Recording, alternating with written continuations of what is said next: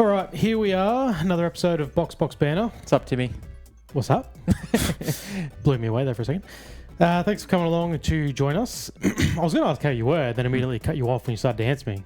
But then you cut me. You prematurely cut me off. You literally very much did. You had one question locked and loaded, and you already forgot it. That was literally it. And the question was, "How are you?"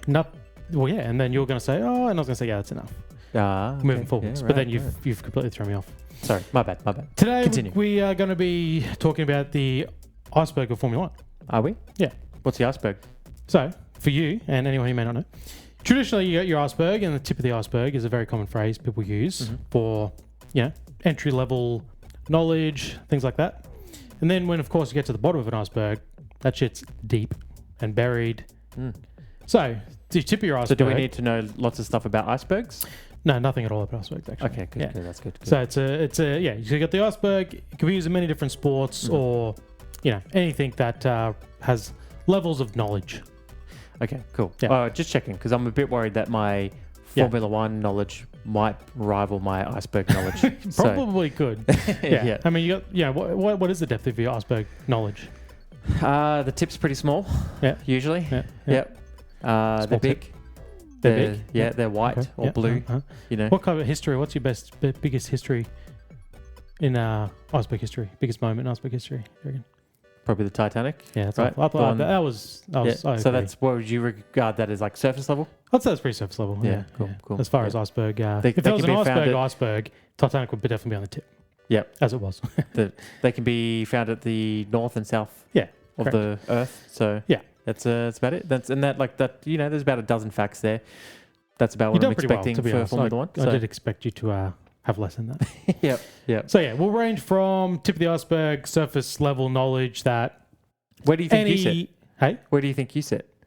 I think I'd probably know some from all the levels. Okay. So I might average out in the middle. Okay. Somewhere in the middle. Yeah. I'm not a guru because some of the stuff, so entry level stuff, any, modern day Formula One semi fan should know. Sure. If you say 2021 championship, everyone should know.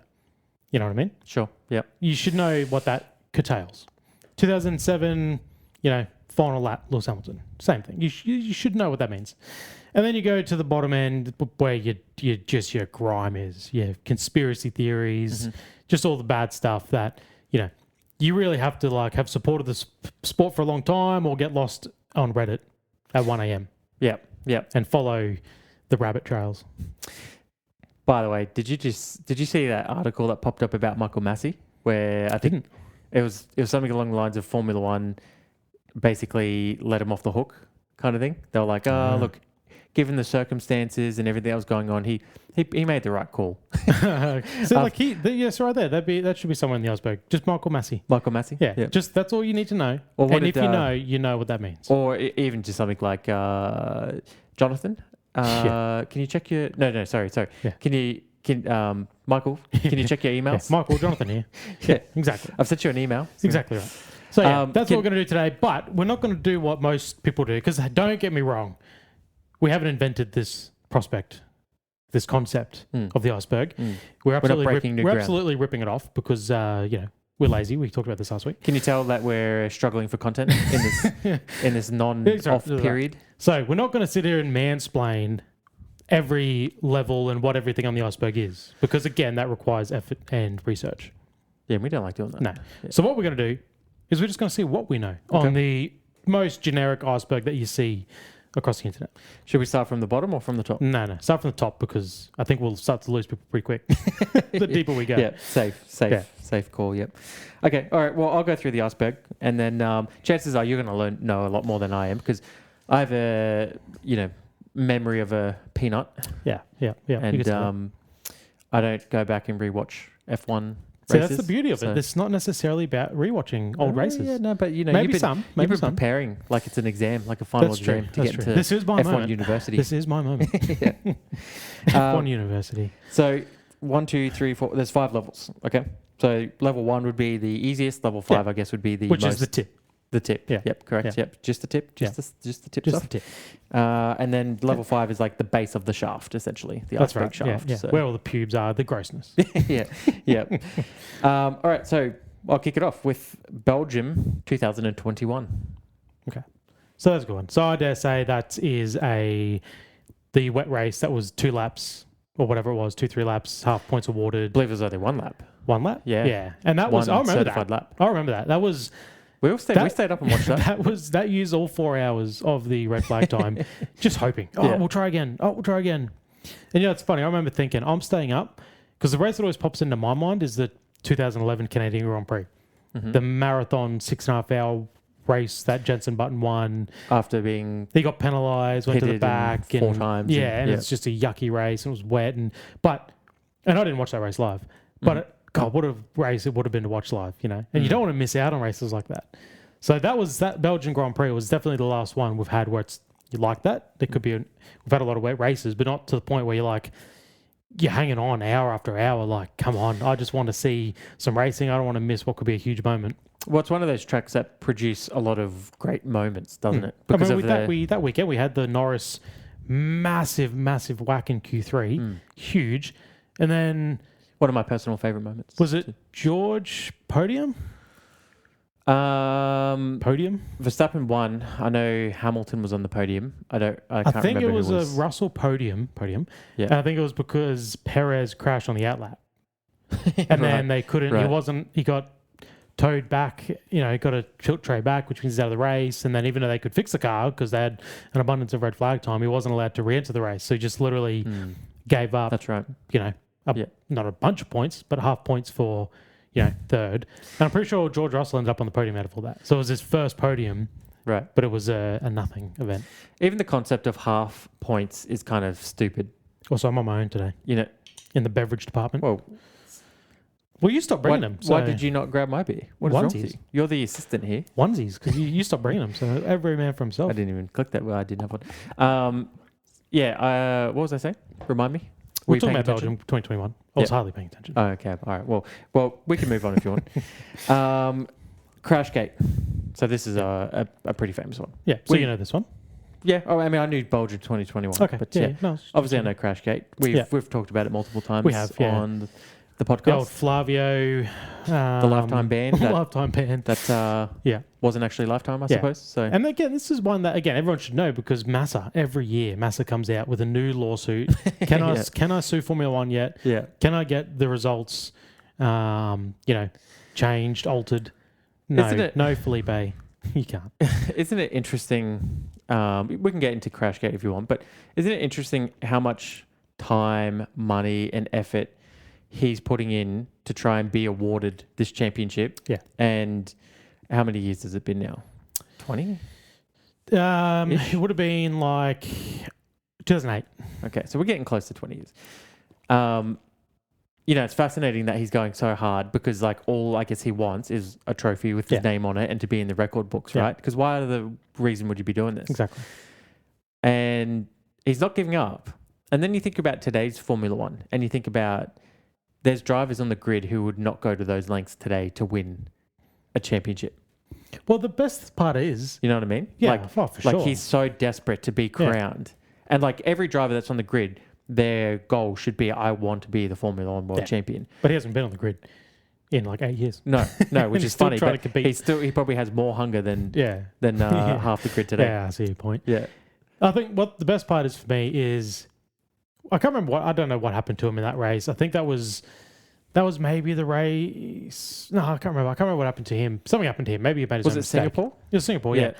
But his grounds for wanting this all happening is because I think officially in the rules, if this happens where someone fixes a race, I think all the points, it's a null event. If someone has manipulated the result and they can prove it, which they did, but too late, a little too late. The whole race should be basically... So Hamilton came second, third, and Felipe finished way down the order. Mm-hmm. So that's his premise. It's this race should just be barred from the year, and it should have been if Crashgate came out that same year. But as soon as the championship's awarded and that season's concluded, results are final. I'm actually glad you brought that up because I've never actually thought to read into what his case was. Because I didn't even know what the reasoning was, why it was specific on Crashgate. Yeah, that's it. But that makes total sense. And I think he believes or he has knowledge or he strongly suggests that the FIA did know about it earlier, but they didn't want that stink. that Crashgate was going to occur, you mean? No, they knew that, like, they learnt after Crashgate, but before the season ended, that it was a setup. Right. So they didn't know Crashgate was going to happen. Right. So, But hang on, what they thought it was an accident and all the rest of it, like everyone else. And then officially a year later, it comes out as Crashgate, Flavio told him to crash. But Felipe believes or knows or whatever that the FIA knew it was a setup before the end of the year where they could have took action but chose not to take action. Okay, yeah, I'm with you. Yeah. Yeah. So that's his stance on why that race should be scratched. And if that race is scratched, points are null. Instead of Felipe losing by 1 point, he, I don't know how I feel wins about by that 2 or 3. because at one point, like, I commend him for going this hard to try and become a world champion because, that was as close as he got, I guess. Yeah. But on the other hand, I'm like, well, he clearly mustn't have qualified well and clearly wasn't in the points. Yeah. So, he had the most, he didn't have the most to lose in that race, whereas like Lewis Hamilton And did. that's the thing. Like Max, they asked Max last year about his Bin Laden move in Spain. It's like, yeah, of course, after the season plays out, you can pinpoint races that you wish could have changed. Yeah. But Like, there's more than one moment. So You it's can't easy for Massa to basically have that carrot. Like, there's a race I'd like to change. I believe I have bounds for it to be changed. Whereas Max doesn't have that. Would you want to win a situation. championship like that? I don't know if you like. Does he celebrate it? Does he have like a I think so. I mean, little- win or lose, little podium at home? Like exactly. Like, yeah, if Ricardo could somehow get a championship in the old belt 10 years after retirement in some way, somehow, if one of these years. So you're saying there's still a chance? I'm just saying, I don't know if you ever finished third in the championship, but if it turns out 20 years later that Mercedes first and second were just big cheater McGee's and they get scrapped or they were drugged up, doping, and then he's just like, hey, who's next in line after they get disqualified from the championship? Somehow I feel F1 and motorsport in general is one of the few sports where You'll see doping doesn't provide any kind of benefit. Well, you never know. Maybe unless you're injecting steroids in your neck or something, but even Hey, still, there how you go. much Could how be. much more performance can they give you? That's true. Okay, so the next one is Benetton 1994. Yeah, so I think this is they claim or they think Benetton had traction control. So this is 94, the year center and all this. This is the first year they banned. It was a few things going on with the car. because they banned traction control, stability control, ABS, like all the electronic active suspension. There was something to do with the fuel as well, and that's why he had that huge fire.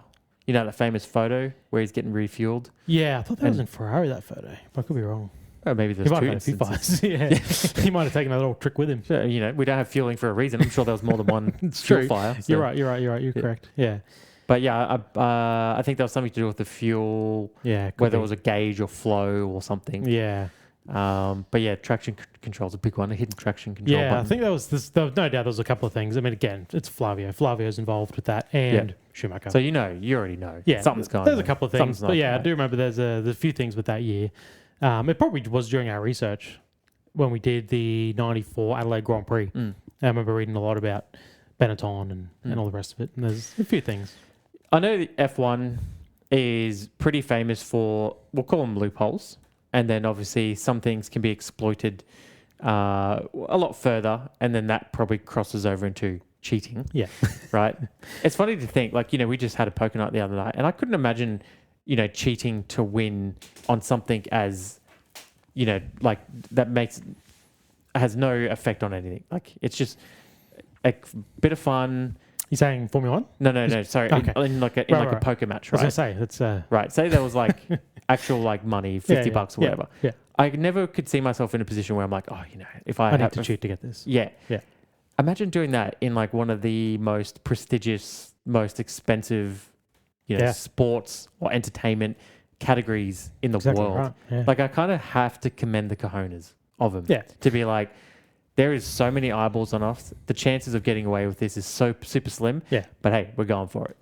I mean, that's the thing. There's working in the grey area. There's a couple of cheeky, you know what the rule says. You know what they mean. And they mean you shouldn't do this, but they haven't exactly written it that way. Yeah. So technically, I kind of can do this. Mercedes are doing it this year with the engines. There's that where you kind of sue me. You would all do the same thing. Yeah. And then there's putting traction control on your car Yeah. when it's outlawed and trying to find ways to hide hide all that stuff. And I mean, that's blatant cheating. And like you said, that's where other teams are like, if it's that simple or if you can get away with that, like, that's just something like that is a huge advantage. Schumacher won 94 season. Yeah. So do you think that this hurts his,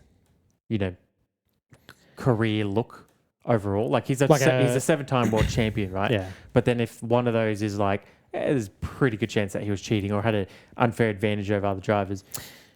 I don't think so. I mean, you could say the same thing about... They talk about it, do they? Well, no. I mean, that's the thing. You could say the same thing about Hamilton. Talk about having an unfair advantage over all the drivers. That car was an unfair advantage. The whole DAS or the DAS system that year was, for some reason the FIA let him keep it, but then banned it. That season banned it for next year. So it's like, again, what you've done is not... Well, eye for an eye. They made sure they got him back in 2021. So. Well, yeah. Yeah, there you go. All right. So then the next one is Where Redallion. Where Redallion. With a question mark, yeah. Where Redallion. Yeah, I don't know. Sounds like a sponsor, but... Well, Redallion's a part of Spa, isn't it? Radion, is that how you say it? Yeah. Do you know how to spell it? No. Okay.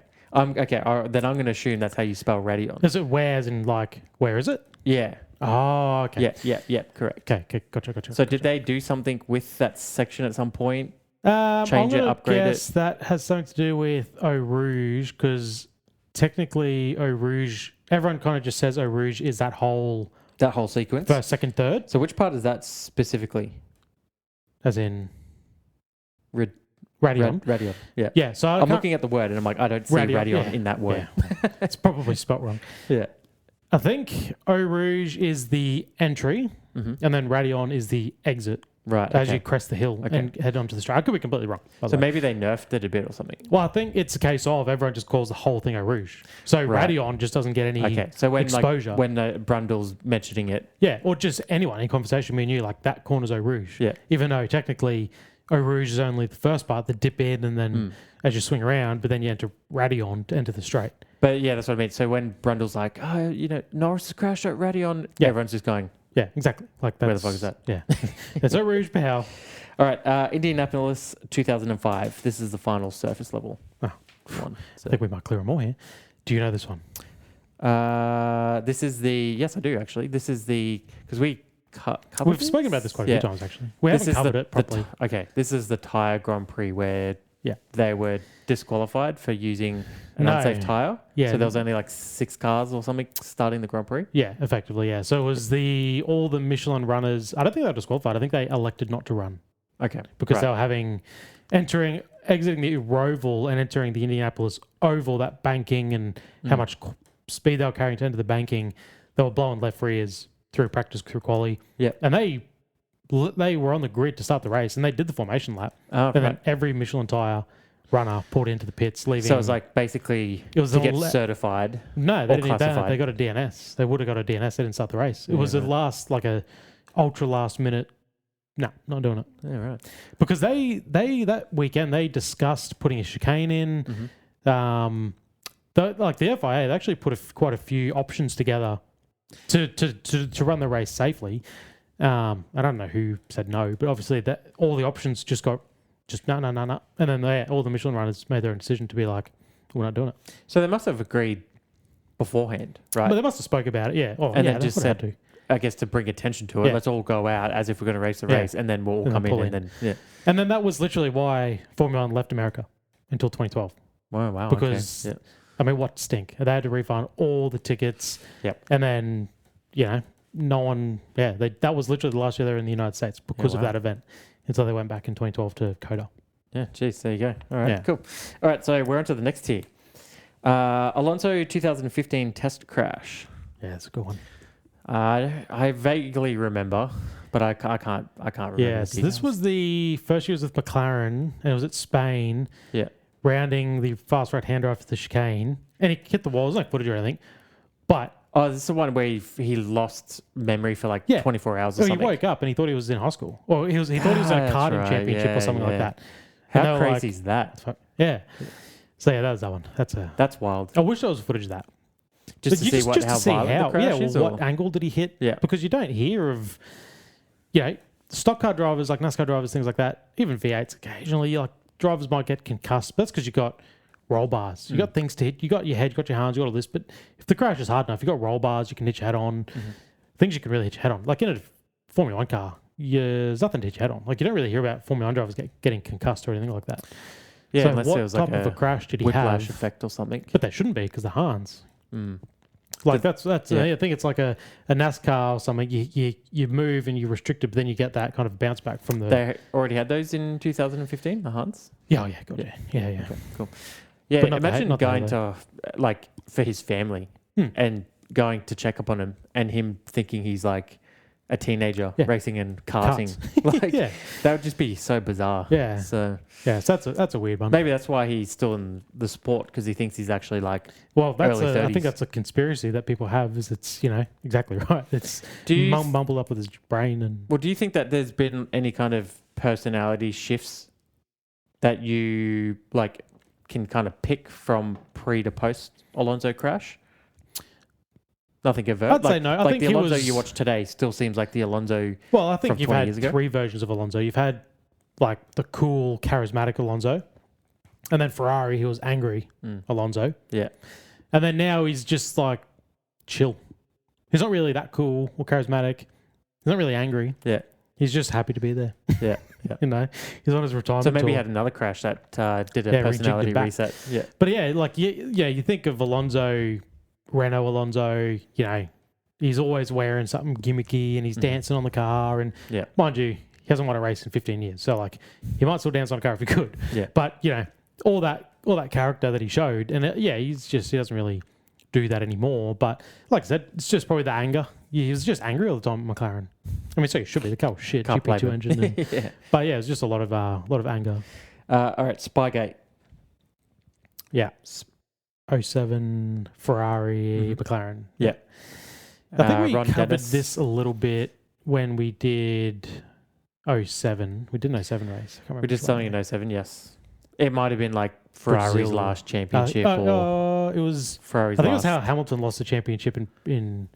God damn, I can't remember. But anyway, go watch it. It's there. It's in the video catalog.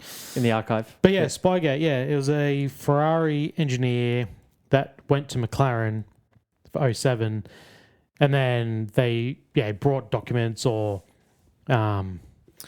Which seems like that still happens today. I mean, I'm sure that I heard or read that one of Mercedes' mechanics went to Red Bull and then basically said, "Oh, this is what they're doing with their engines to get that." And that absolutely would happen. Like word of mouth stuff. Like from what you got imprinted in your brain, how you outlaid it out of your mouth, that's your business.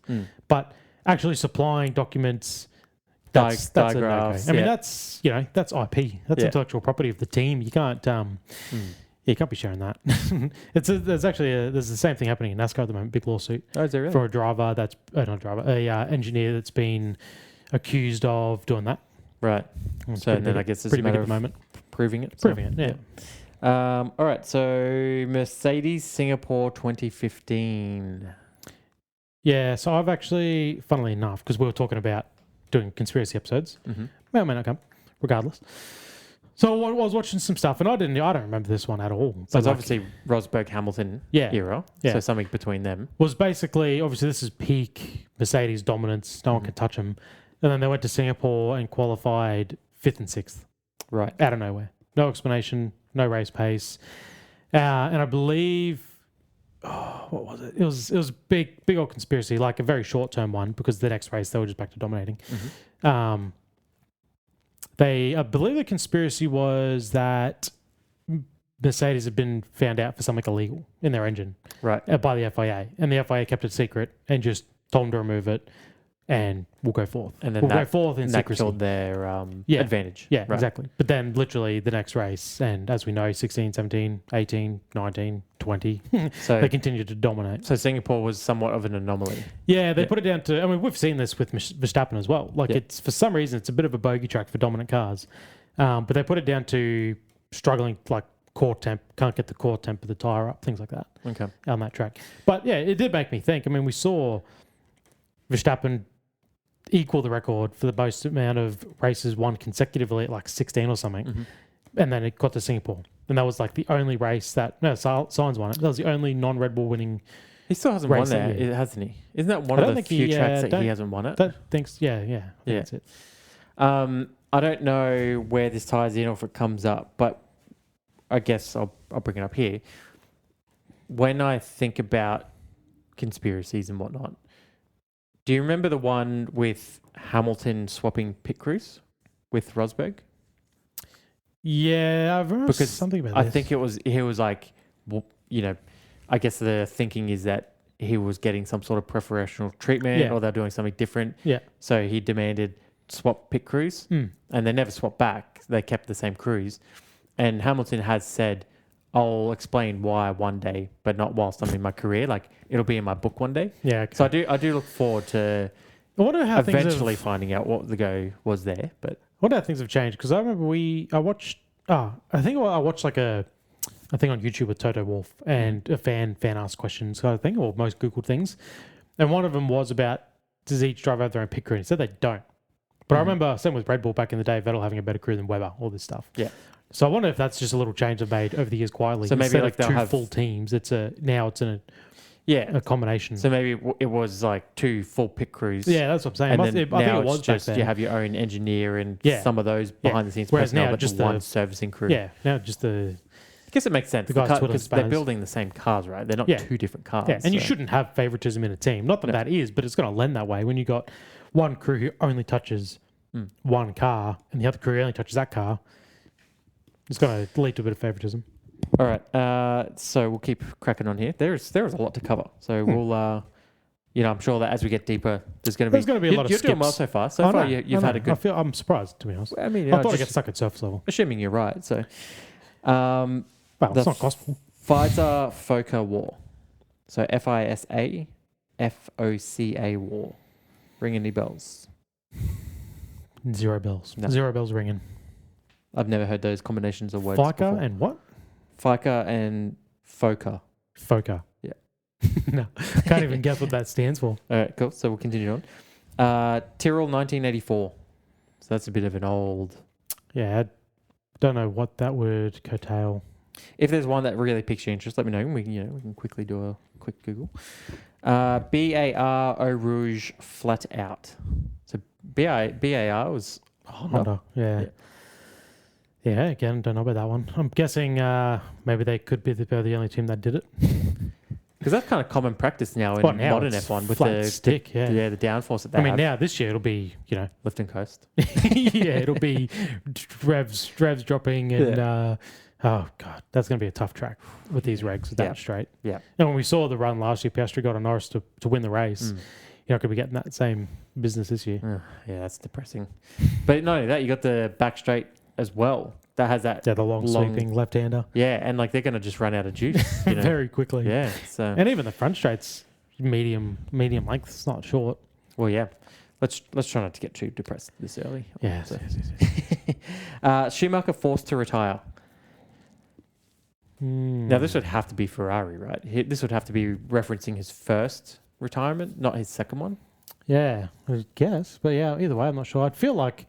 I guess the second one would be forced only in the sense of if they had a chance of signing Hamilton, which they clearly obviously did. Yeah. And so but I then feel like that was always on the cards, like that sort of 2-year stint. He was there probably more for Ross Brawn's sake. I'm pretty sure he didn't really want to come back, did he? But he was kind of talked into I think it was a Ross Brawn thing, come back for Ross. Yeah. I feel like I've heard something about forced to retire along the way with Ferrari, but as far as to what it...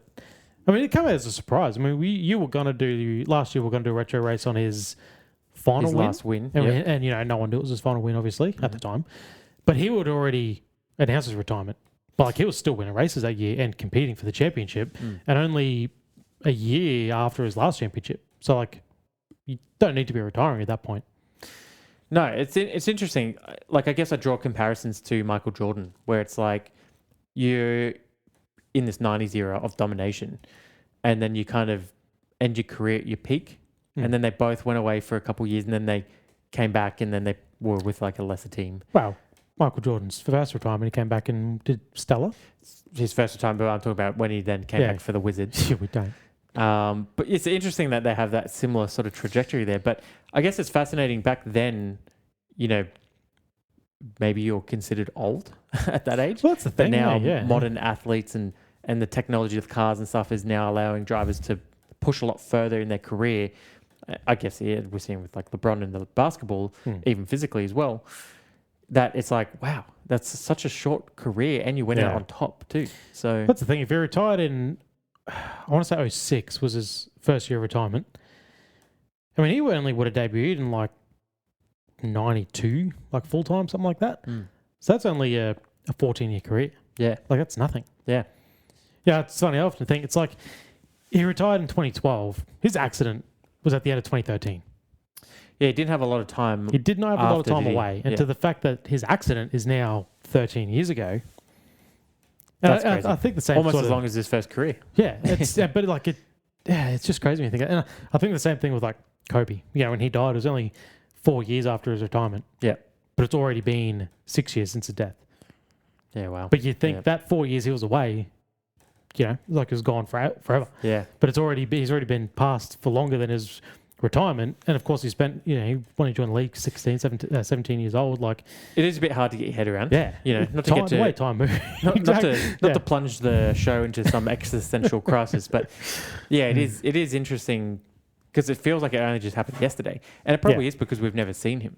Whereas if like he was like out and about and around, you probably don't get that same sense of like, you know, I as fans who watched that era of him, particularly in Mercedes, I only remember bits and pieces from him as a Ferrari driver, and that was probably just on sports news and things like that. But I do remember him in the Mercedes era, and it doesn't seem like that long ago. It really does seem like, oh, you know, considering his era, a couple years ago, went straight to the Hamilton era, which we all know so well. Like that was straight. You know, Hamilton replaced him straight up, and then only had the pain 1 year before his title run. Yeah. Okay, so we'll keep moving on because there's just no way we're going to cover all these. There's so many. Well, that's why we started at the top. Tom Price accident. Yeah, don't know that. Never heard of that driver. Tom Price. There's another listing here. Master Kink. Master Kink. Yeah. Isn't that the name? Isn't that MASTA? Master Kink. Yeah. If that's a name, I thought that was your nickname. I don't know if it's a bowler name or a super unfortunate name.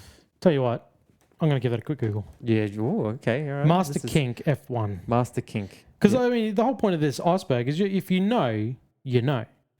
Yeah, and I'd just like to know. That's who a tier knows 2. You know, you're supposed to know what a Master Kink is. So, whilst you're doing that, there's another one here. Just Indy 500. Indy 500. Yeah. Just that's it. That's it. That's it. all. Indy 500. That's the only clue they give you. God, some of these are very vague. Indy 500. Does it have Le Mans anywhere? Nope. Like I'd say maybe is it the triple? The only thing that comes to mind when you think of F1 and Indy 500 is the Triple Crown. Right. But then that includes the 24-hour Le Mans. Yeah, doesn't have any. Unless they're you know hinting at Mario Andretti. Yeah, he's won at the Indy 500 and he's won a Formula 1 world title. Yeah, it's tough. Okay. Master Kink. The story of motorsport's most dangerous corner by Jackie Stewart. Okay. Right. So not a driver. No.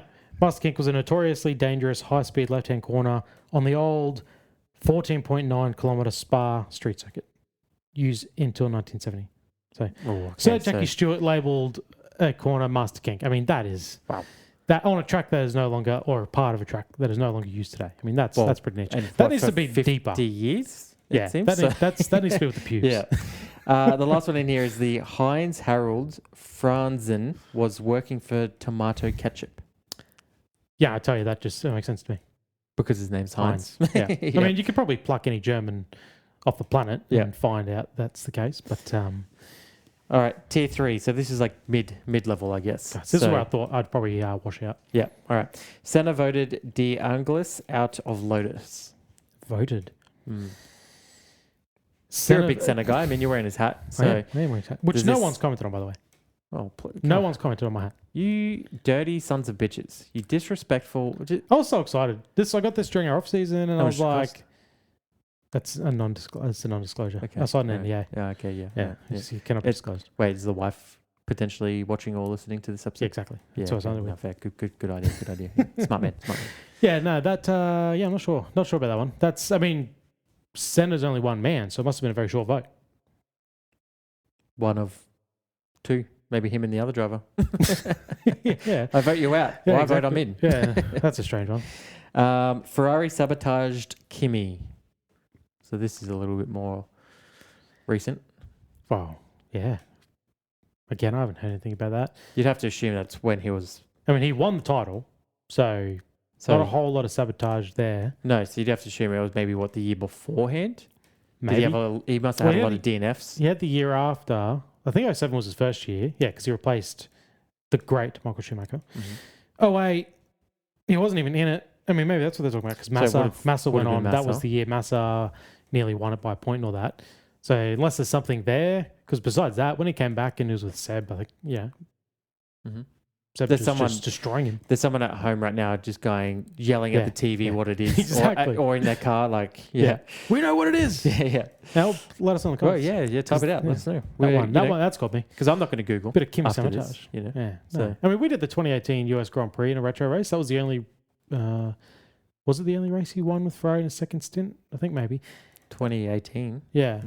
Either way, that... no sabotage I think it was. Massa USA 2012 penalty. I got nothing. That's the same season, yeah? Massa 2012. Same season as well? As his lawsuit, like not winning the... No. So that lawsuit was 08. Oh, no, yeah, sorry. Yeah. So what could the US say? 2012, yeah, I'm not sure. And that's funny because that's a race I definitely would have watched. And I remember that track. That was... Because that was back when, or I guess it still is now, Coda's at the end of the year. And the F1 games used to come out around September. Right. And I remember racing that track and having track knowledge before the grid went there. So I definitely would have watched that race, but nothing springs to mind. Deliberately broke the seal on Felipe Massa's gearbox to incur a 5-place grid penalty. So that's what Ferrari did to his car, dropping him from 6th to 11th. This strategic move allowed teammate Fernando Alonso, who was fighting for the championship, to move up to 7th and start on the clean side of the track. So more cheating. Wow, that is just big brain. That's big brain, though. I mean, that's self-sabotage. I mean, why did the team get penalised? Well, I mean... Besides 5 grids? Well, I assume that there would have to have been a monetary penalty for that. So the FIA can mind their own business as far as I'm concerned. Well, you know, like this whole... As I get older and I get more tin-foil hatted... I forgot to bring mine today, unfortunately. Yeah. You do look at these things and you go, how much of sport is rigged, eh? Just how much of it? And that's why you can't bet on, like, motorsport especially. Yeah. I mean, you're not going to show up to the Lakers game. But isn't it You're not going to bet on the Lakers game and then they pull LeBron or injure him right before tip-off. No. Like, Ferrari just like, I hope no one betted on Massa getting the podium because yoink. But isn't it ironic that he did, like you said, Massa acknowledged the move was done for the team's benefit. So isn't it interesting that he's been used, I guess, as a pawn for this? But now he's like running this lawsuit over how another team cheating cost him a championship. And it's like, wow. He's copping it from both ends. He's not even safe within his own team. No. I mean, you got to wonder what tricks they played to Barrichello because that was like blatant, just nasty stuff to get Michael all they could get him. Whereas for Massa, they got to, intentionally break his gearbox seal for a leak. And all these things... That has to have been... Someone must have dobbed. Oh, yeah. Someone must have, leaked that info because it's not the FIA's business to be like, that looks pretty deliberate to me. Yeah, I mean, all this really does is kind of make me go, you know what? Like, I probably would have always been in the camp that Schumacher was the GOAT. Different era of car, very iconic to the sport in arguably a time that was maybe harder to race the cars.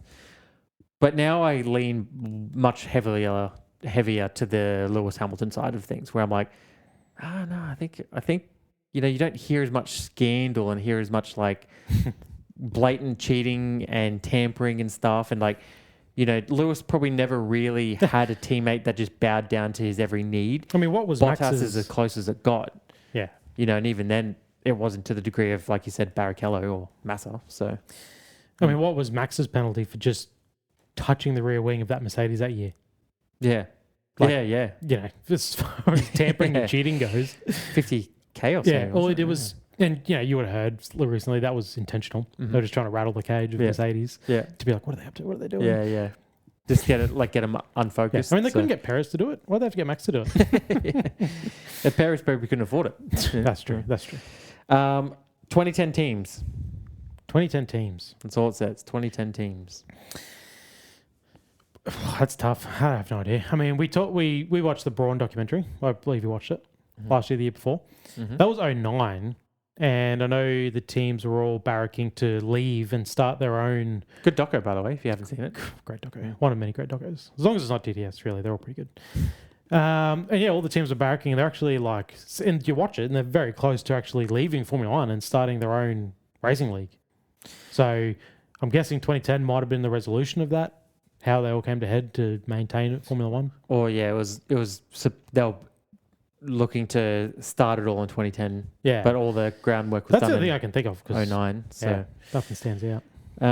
Okay, so 1960 Belgian Grand Prix. Okay. I think it's safe to say I have no idea. Yeah, that is that's going way back. That's going back a minute. Again, is that in the pubes? Or is that mid shaft? No, we're in the dark zone. Okay, Like it's good, funny good, too because the picture has a picture of the iceberg, right? Yeah. But in tier 4 and tier 5, there's no iceberg at all. It's all like deep sea stuff. So It's below the iceberg. yeah. The iceberg just keeping it cool. So maybe it does check out because if the iceberg is supposed to be That's your true. knowledge, and then the other stuff is like yeah, good luck to you if you know extracurriculars. this. Yeah. Then that probably checks out. So Okay. Burger camera retirement. Now Burger is Berger, Gerhard. like Gerhard, which we covered several Gerhard. races with him. Burger retirement.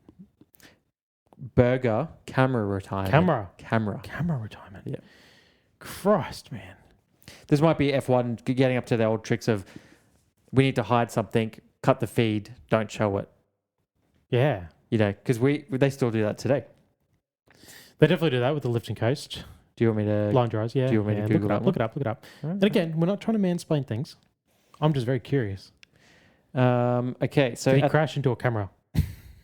at the 1995 Italian Grand Prix in Monza, Gerhard Berger was forced to retire when a television camera detached from his teammate Jean Alesi's Ferrari and struck his suspension. I think I've heard something like that. So I guess why is this on the iceberg? Berger immediately retired, and in a further twist, Alesi also retired later in the race due to a wheel bearing failure. I think it's just like, again, it's just a bit of niche. The fact that it came off his teammates, probably the lol. Ferrari doing Ferrari things. Yeah. Even Couldn't even secure the camera. Yeah. Ends up retiring the other car.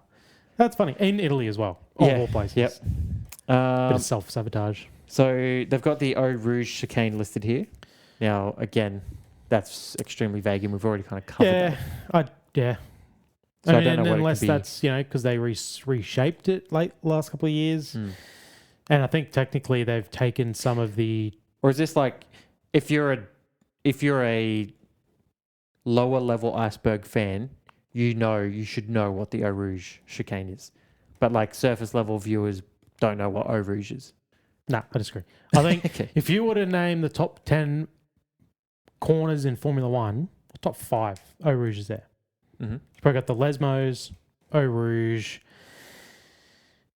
I shouldn't have started this list. I was thinking, what's Monza? We've had this discussion. What's the other Monza called? Hey, don't ask me. Listen, top 2. All right? Eau Rouge, Radion. Just pick 3 drivers. They all have corners. Exactly right. Yeah, Senna chicane. No, it's not even in Formula One. Anyway, hilarious. I think Eau Rouge, that's absolutely surface level. I mean, you don't even have to be a Formula One fan to know that. You've got to be a motorsport fan. I'm wondering if that's, because they're resurfacing. And I'm only guessing this because Radion's already been on there. I vaguely remember something with the resurfacing. Well, they resurfaced. Oh, there's the house. Unless they're talking about the house. There used to be the house, or maybe it still is the house, on the outside of Eau Rouge. Yep. But then, because they had the death there a couple of years ago, and then every crash is pretty hideous up that hill. And then they reshaped the corner and they took all the grass away and sand, and now it's all tarmac runoff. And I think they even did reprofile the corner a little bit, change the shape. Right. So okay, they've nerfed it. Yeah, well, yeah. Williams Spain 2012 win. Ooh, I know this one. Do you know this one? You should know this one. All right, well, you're gonna have to start me off. I feel like we've touched on this. I told you, I forget what I did yesterday. That's true. I don't even know half the people's names I work with. Don't say That's that. the They kind probably of- watch. Don't they watch? Aren't they Who our are you? greatest supporters? What are you doing in my house? Give me some context here, because I might be able to get it. One and only win of this driver's career. And Williams were not at the peak of their powers at the time. No, I mean, This was the year that that. I think it was like the first 9 races or the first 7 races were won by different drivers. oh right, And this okay. was in And that they were in one the of them. mix. Yeah, Yeah, right. No, No. you're gonna have to, yeah. Pastor Maldonado. Right. Yeah. He's a Grand Prix He's winner. a Grand Prix winner. Jeez. Exactly right. This is the one. And I think this Dirty was business. a heritagely boring race. Yeah. Like a shocker. Well, and then with a heritagely boring driver to win it. Yeah. Apparently. So Yeah, exactly. goes hand in hand. Yeah. I think that truck generally produced pretty bad racing back then. And you know what? He's still got probably a genuine metal trophy. Yeah. Unlike poor old Hulkenberg. Yeah. Didn't even get the win. He doesn't got get a podium, and it's a Lego trophy. Gets a Lego trophy. Yeah. Yeah. I mean, one drop in that. See what I sucker's did there? gone. I pivoted it to make it seem like I know what I'm talking Yeah, about. I like it. You can pivot wherever Away you from, need. yeah. Mansell, 1995. God damn. Tough. Again, very vague, So, isn't it? well, this one confuses me because, again, we did a retro race on 94, Mm-hmm. and I believe Well, he didn't come he back for won. 95, Well, did that's he? the thing. Yeah, he won Adelaide. I think maybe he came back, but that was his final win. I think that was the whole thing. That was his final win. That was The his final oldest win. driver to win a race. Maybe he came back and then he left after like a couple races, I think. Oh yeah, it might have. That seems familiar. Because yeah, that like I said, that confused me because I thought we'd yeah, I don't see what he could have done in 95. You want me to Google it? Google Are it. you Google it. interested in this? I am interested because Okay. it would have been Hill. I don't wonder who their other driver would have been then. Okay, it was a disastrously short-lived comeback lasting only 2 races due to a car that was too small for him Oh, that's hilarious. and uncompetitive. But Uncompetitive. that is hilarious that it was too small for him. Is that the real reason? The two big controversy Nige. was he was unable to fit into the cockpit. I mean, he raced That the is- car for half the year in '94. He won races. That That's is hilarious. fantastic. Yeah, well, I'm not going to forget that one. Yeah, so that You're again, too, it makes you're too fat to race, you're out. yeah, makes sense that that's in the Iceberg. And The he was pretty old because he was in his 40s, Yeah, wasn't he? So- he's the oldest driver, unless Hamilton pulls his Yeah. finger out. He's the oldest driver to win a race, yeah, that's right. Yeah. or the only driver in his 40s to win a geez, yeah, race. is that another record that Hamilton can beat this year? Is it this year? It's probably this year because if Yes, it must Mercedes be, continue with their strength, this is the year they're going to have like mechanical. Well, we've already seen some. Mm. This is the year that other teams, like the Ricardo in 2014, this is the year that Mercedes are most likely to have mechanical failures and allow other drivers to capitalize. Coulthard plane crash. Yeah, he survived a plane crash. Well, I figured that. Yeah. Yeah. Well, that's about it. I don't know all the details. I believe he that's the theme, hey. Of Rich drivers surviving plane crashes. Well, who else has? Paul Morris. Okay. Dale For anyone Earnhardt. who doesn't know who that is. Are you asking? Yeah. Viet supercar driver. Yeah. And the biggest racing coach in Australia at the moment. Okay. And Dale Earnhardt Jr. and family. Mm-hmm. Like his kids and his wife all Yeah. survived a plane crash. Yeah. I mean, that's more than you'd expect. Okay. All right. Well, yeah. Look, you knew 2 more than I did. Yeah. So, to be fair, I didn't even know Coulthard had a just- plane crash. So, I just fully assume that plane crashes are pretty detrimental to life. I yeah. don't, you Yeah, don't expect how to do you hear survive it? Yeah, Yeah. exactly right. And there's a handful You're there. in a metal box plunging from the earth, Yeah. and somehow you live to tell the tale. All right. So the final one in this tier is Bin Laden sponsors. So this would have been what 2002, 2003, I guess, because I yeah, don't know. yeah, way too early for us. So I don't know if I want to touch on any of that. yeah. I'm not sure I want to Google it. Yeah. It might have the FBI knocking on the door. Exactly. All right. So the next I mean, tier. hey, the doco's good. Have you seen the doco? Catching Bin Laden? No, I haven't actually. Oh man, No. it's ripping. You love a good, war flick in the. I do. There was one they the- released in a the couple of Arab- years ago, and it wasn't good. But then they just re-released another one, like recently. Mhm. I think it might be called like Most Wanted, like the series that they do. Right. And it was Catching Bin Laden. It was good. Sounds fascinating. It Yeah. was bloody good. You Jack- should get into it. Yeah. Okay. All right. Well, can we focus on this task Oh, first, yeah, and then we can sorry, talk sorry. about Bin Yeah, Laden yeah, after? Yep. Off mic and off camera. Off mic. Let's just Tuesday nights. All right. Tier 4. Jaguar fake diamonds. Ah, yes. Yeah, know so this one. I know this one. do know this one. Yeah. But I don't know all the, I guess, intricate details. But I know it was the Jaguars had diamonds on the wing, On the nose, yeah. on the nose. Yeah. Because that was Weber Yes. and his teammate. his teammate. Whoever Weber his and teammate Co. was. Yeah. Weber and Co. At Monaco. And they both crashed. Well, I don't know if they both crashed, but one definitely crashed. I think they didn't race with them on in fear of losing him. Then I think one of them crashed in practice or quali and it disappeared. Right. And I think the theory is the team took it because they were too afraid that someone would take it and realize it's not real. Right. And that's pretty shame. Okay. So, it's you're not more of racing a- with real diamonds on your race car. Because I was leaning more the other way. Like, okay, they had diamonds, it's a flex, and then they were stolen. These diamonds disappeared, and Yeah. it's like this heist that, Yeah, no, somebody pulled off that no one knows who stole the diamonds. Yeah, no, I think from memory they chose not to race with them, but they were practicing qualifying with them. But then one of them did crash. But then, yeah, the diamond disappeared. No one could ever find the diamond. Right. And the theory is the team, Yeah. got their hand It on was it. a Fugazi. Yeah, the Yeah. team got their hand on it, but purely because they were fake. Yeah. Okay. To stop people being like, you're gammon. You try to tell us these are real diamonds, and they're fake diamonds. All right, we got a lot here. So do you want me to like cherry pick stuff or? I think you were Or you want me to just run through it rip 'em? because I don't think I'm going to know a lot of them at this All point. right. Finnish F1 talent. Yeah, I mean that's just a list of all the drivers, as far as I'm concerned. Yeah, they're all talent. Yeah, you got Raikkonen, you got bloody Bottas, you got Hakkinen. That's the big That's three. Eccleston and the Great Train Robbery. So this has a hell of a title. So Sounds like something out of Breaking Bad. we might have to look that one up. Yeah. Abandoned Caterham HQ. Any ideas on that one? No, I'm guessing it's because Caterham, they went into administration like 10 years ago. So my guess straight away would be that they abandoned their HQ. Yeah. And Imagine coming across that building and finding like Well, some yeah, I mean, what F1 they cars leave? in there. And I mean, pretty bad administrators if the building's abandoned, especially if the cars are in there still.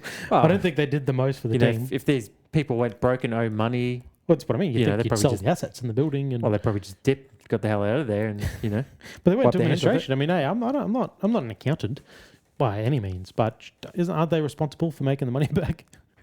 And shouldn't they be selling? half of them probably don't live in the country. That's true. I mean, what a rough year in Formula One. I think Marussia and Caterham both went into administration at the same time. Yeah, wow. This is a pretty obvious one, and I'm surprised it's this low.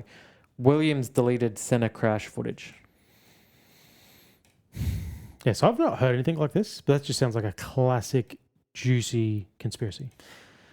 So I assume that this is all like the onboard cuts off.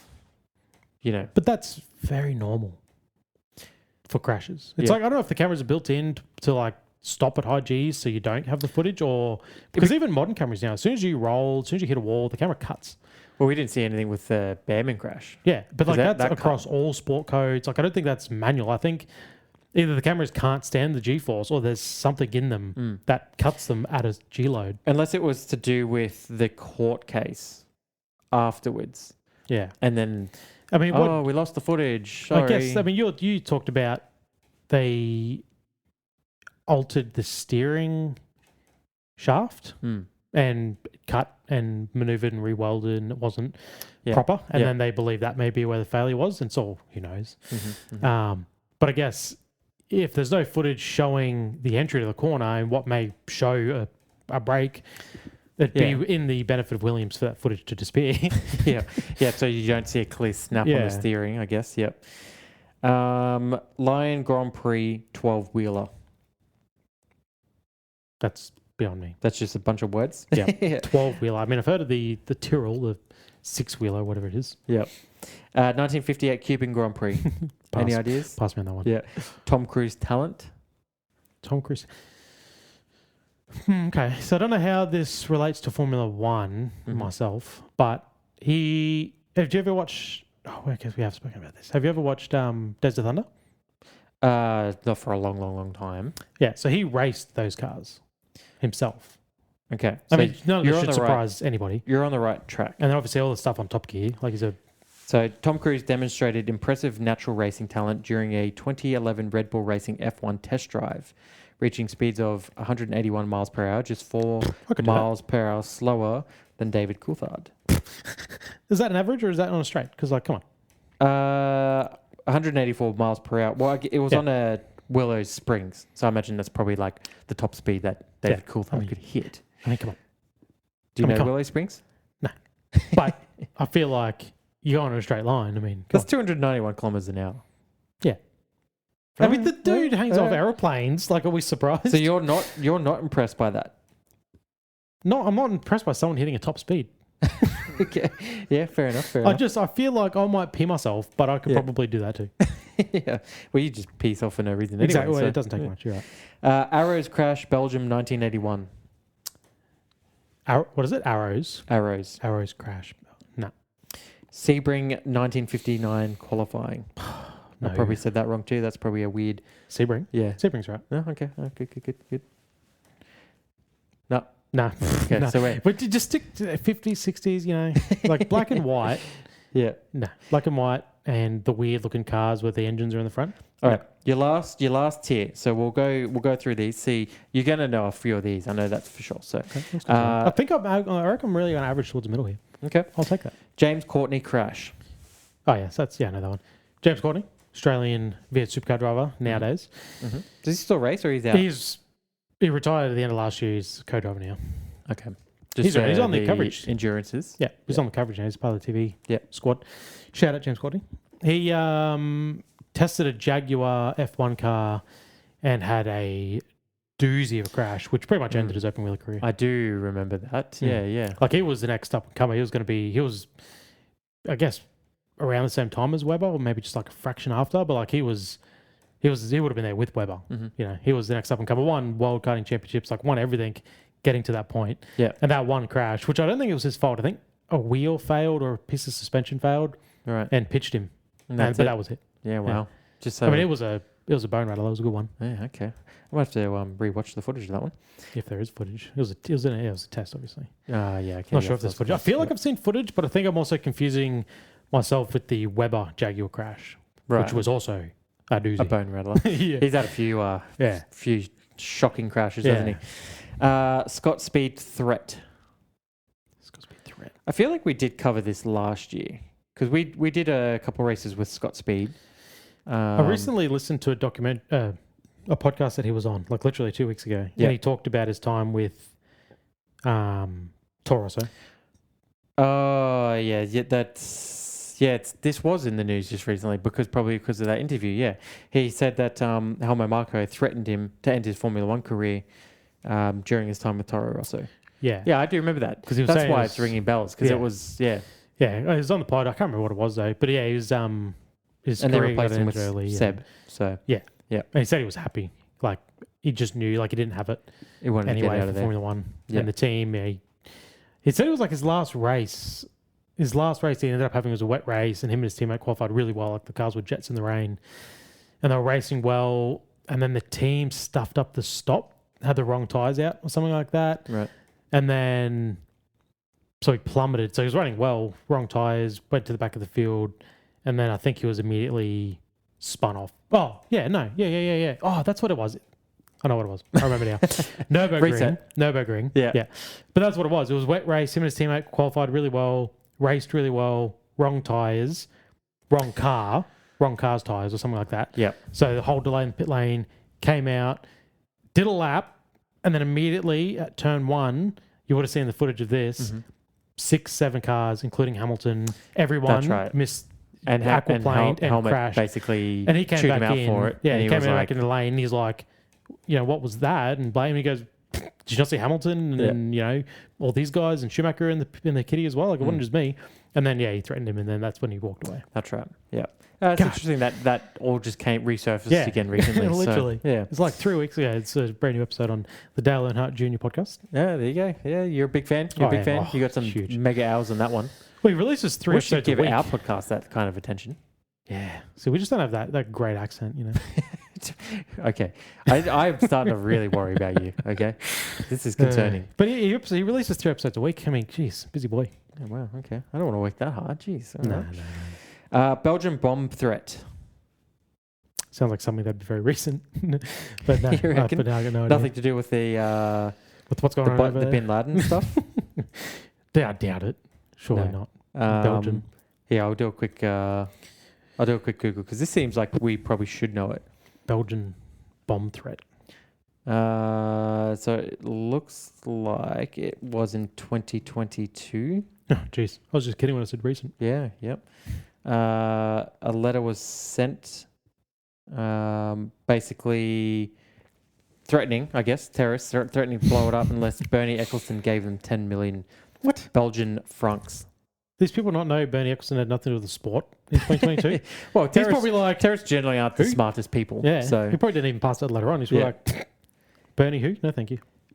So I don't remember that at all. That's is- not that long ago. So I don't remember that. That's either fake news yeah, and they've stitched us up on this iceberg, yeah. or it's a very well concealed, which would Well, make sense. it's being in the that deep, low, deep exactly. Yeah. Ocean. It's so, right down there with the Titanic, Yeah. with the depths. Adrian Yarman. Good no, noodles. No idea. No. BMW pissing over their engines in the 80s. Pissing. Yeah.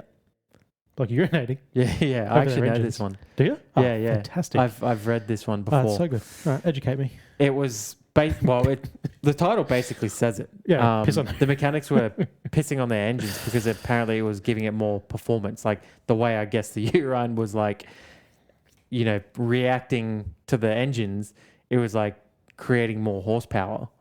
So there was like a theory Wow.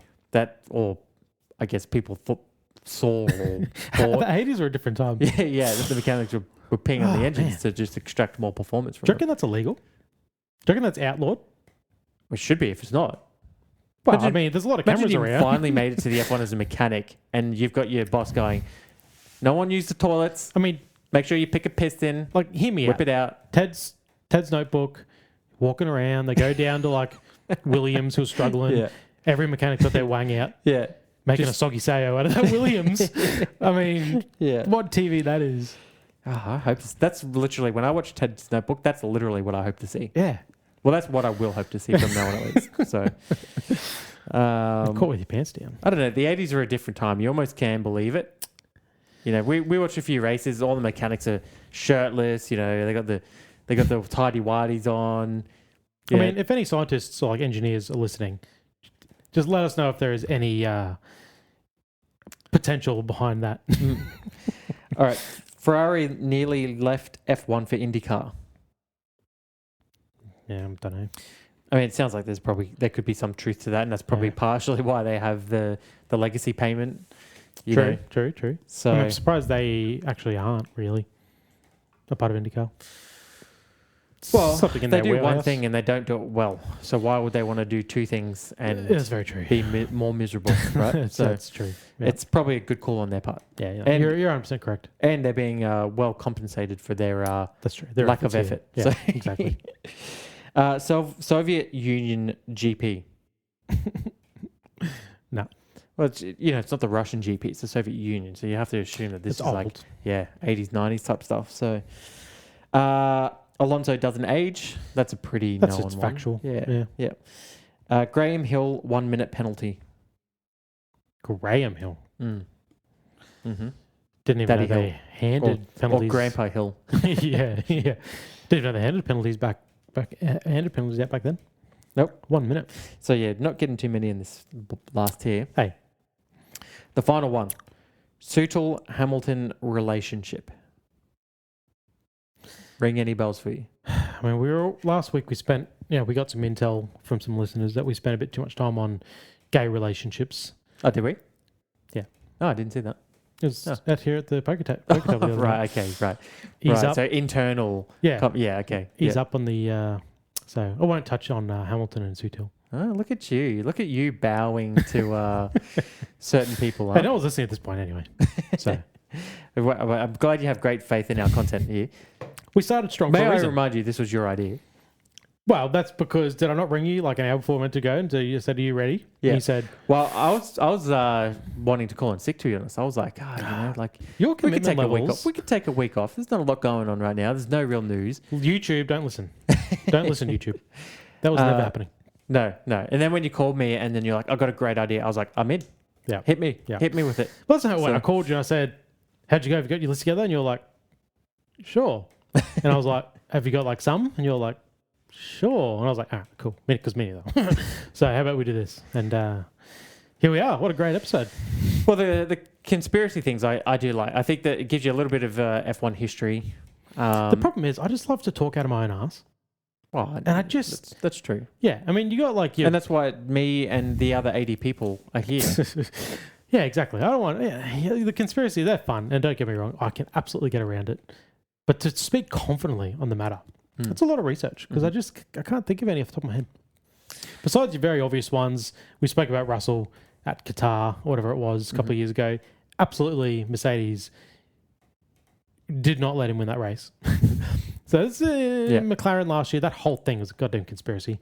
So there's a lot of surface level ones, but they're not the fun ones. You know, they're just the sad, disgusting. Can we ones. just get back to racing already? Like, Oh man, for Christ's sake, this has been painful. Since we're somewhat of a GT3 pod, thanks to you. Did you hear about the somewhat? Yeah, GT3. Yeah. I'm not a GT3 fan. Did you hear about what happened part at the of a live Nürburgring? stream. Yeah, of course I did. Yeah. I mean, you got to wonder.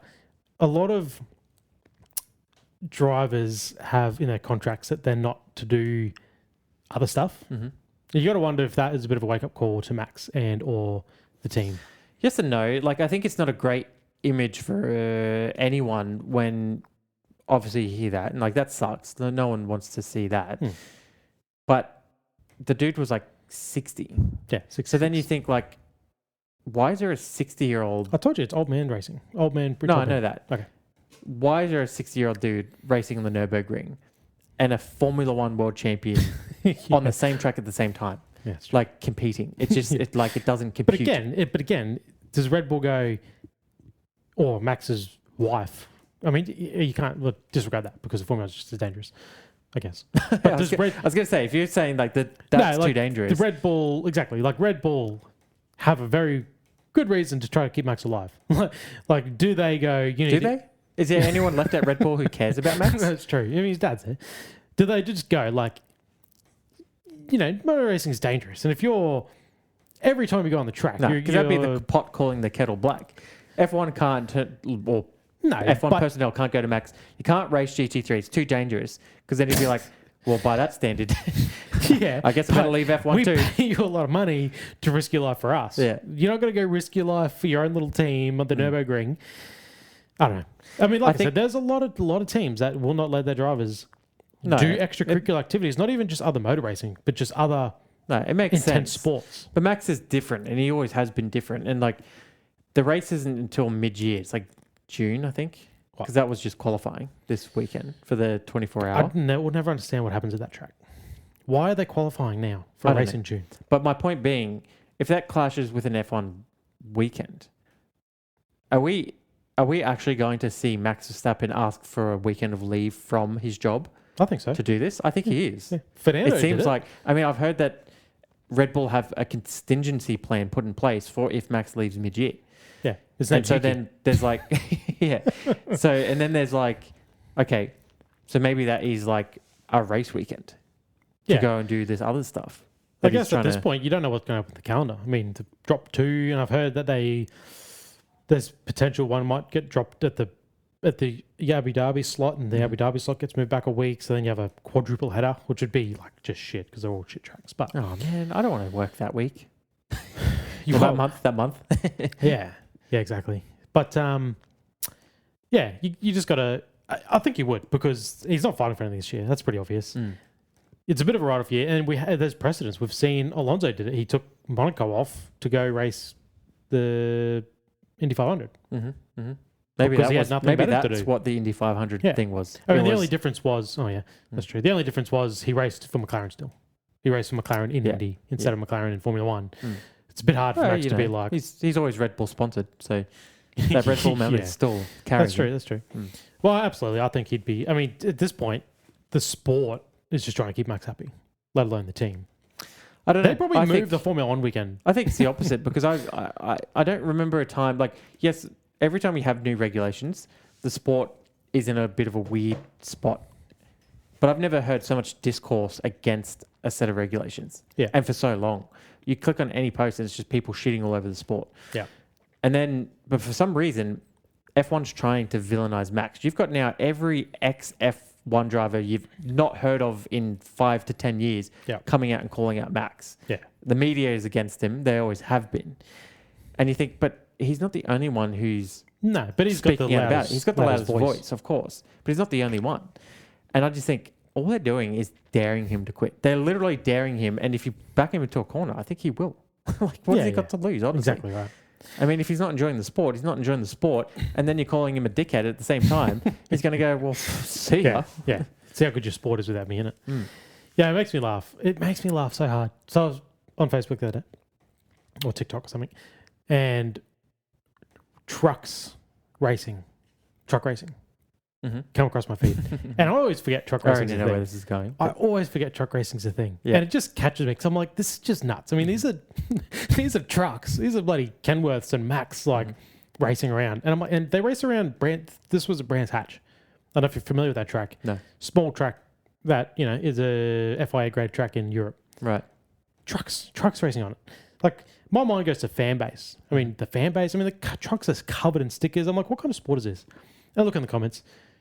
Oh, no battery management here.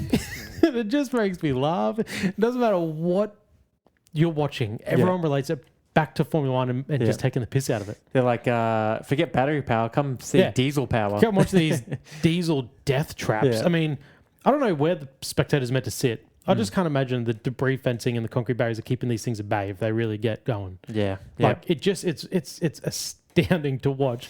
And the concept, who's going to be like, I want to go, but I mean, trucks aren't cheap. I mean, you think Formula 1 cars and race cars aren't cheap. Trucks aren't cheap. And you make it into a frigging race vehicle and they weigh a ton. It blows my mind that's a thing. But then I just love that something like that is now, and never used to, no one would have ever thought of Formula 1 when they watched truck racing. But now, because Formula 1 is such a laughing stock, you can watch truck racing and go, this is good shit. Yeah. Well, when the king falls, everyone, takes a stab at it, right? Yeah. I guess. Yeah, that's what they're doing. They're just kicking a whites down. Yeah. But they did it to themselves. And, Max called this out as early as 2023, that the sport was heading in the wrong direction and what they had plans for the future, which we're in now, was not the way to go. They clearly didn't listen to those, or they're, catering to the wrong demographics, which we've covered multiple times. But yeah, I don't know. I'm conflicted because, like, on one hand, I'm like, maybe a lot of the pretend fans will now go away, because they can really annoy me. They think they're... nothing kind of irritates me more than someone who's new to a sport but acts like they know everything about the sport in and out. Yeah, because they watch the like, documentaries. you can be a fan, but like learn and like, don't get me wrong. We get comments on shorts especially, and it's always something about having zero wheel knowledge, and it's like, I'm not saying I'm a pro, no, but I feel like there's a lot of weight to not, to what we say. Like, you've got something of an idea. And then, and that's what you get from the people who don't know, who are like, these regs are great. And it's like, are they? Yeah. Yeah. So that's part of me where I'm like, all right, go away now. Yeah. You're like, okay, you've had your fun. Yeah. Go find the next trend. Exactly right. But then the other part of me is like, it's a shame to see the sport that, we have lost so much sleep over. Yeah. Staying up and watching just be in such a low point. It kind of sucks. It's sort of, what it reminds me of? It reminds me of Halo. Halo, we grinded the shit out of that game when it was good and when it was bad, when it was trendy and when it was not. And you're like, just give us a good game that we can jump on every night and burn 3 to 4 hours. Yeah. And like, there's let the OGs ride. Yeah. Don't. Nothing was worse. Yeah, we waited. We waited when the last Halo came out. We waited for so long for them to release Husky Raid. Yeah. And that was a massive day when they released that. Now we are getting to the niche stuff an hour and 20 minutes in. So I don't think we're an hour and 20. I think we're like an hour and 10. Hour 15? Yeah. Okay. Anyway. And we grinded that hard. And we started with it and we ended with it because then, all right, Husky Raid's out of rotation. And then it gets put in with this other gay playlist and you can never get a chance to play it. And it's like, man, we were still rocked up just for the opportunity to get to play until eventually the game died. Yeah. And again, you just like... And that's what's happening in F1 today. So it's exactly what's happening in F1. All right, you want to wrap it up for us? Thanks for coming. Yeah, good job. No, thanks for hanging out for another bye week. What do we got? Two more weeks. Yep. 2 weeks to the Grand Prix, or two more fluffs. Two more fluff The apps. race is on May 4th. So okay. So only one more fluff episode, and then the Grand Prix where we'll be live back to the norm. We'll be live, and then we'll have a normal episode. So yeah, I'm looking forward to it. Yeah. Come back next week. We'll be doing something. We're not going to promise anything because we've promised 2 weeks in a row. We'll be doing a conspiracies episode. Well, this was. We kind of. Well, this kind of was. We dabbled. We dipped the toes. It might be another news episode. Hopefully, there's most some likely. news. Yeah. Yeah. Most likely. Things you need to know going into Miami. Exactly. So. And that's a 6 a.m. start, I believe you said. 6 a.m. Australia time. Yeah. Yep. I mean, we'll touch on that next week, but we'll be live for that in 2 weeks. And boy, am I looking forward to getting back into some actual F1 racing. Yeah, I know. Yeah. I mean, what a break. I'm hoping to see some changes. They haven't released much. It's been quiet. Just to have only a handful of races before the next break. So, yeah. Well, I hope I don't know. I really hope they'll shoehorn something in the winter break. I doubt it. I doubt it. Formula One, they do try to. We saw through COVID, that first year of COVID, or that 2020, that was the most amount of races to that point in time in history that held in a year. Yeah, right. Okay. I'm pretty sure they cracked in like 20, 21 or 20 races that year. And they were all random tracks. So if they want to really put a calendar together and flex their muscles, they can. They were really hitting like another level of fandom then. So it was in their best interest, where now it's kind of like, it's kind of like piece of shit now. Treat them mean. That's what they're doing. They're treating us mean. All right. Thanks for hanging out and chatting with us. Comment any of the conspiracies, or if you knew one of the topics that we spoke about, because we'd love to know a little bit more. Yeah. And we'll see you back here for next week's episode. See you next week. GG's. Goodbye.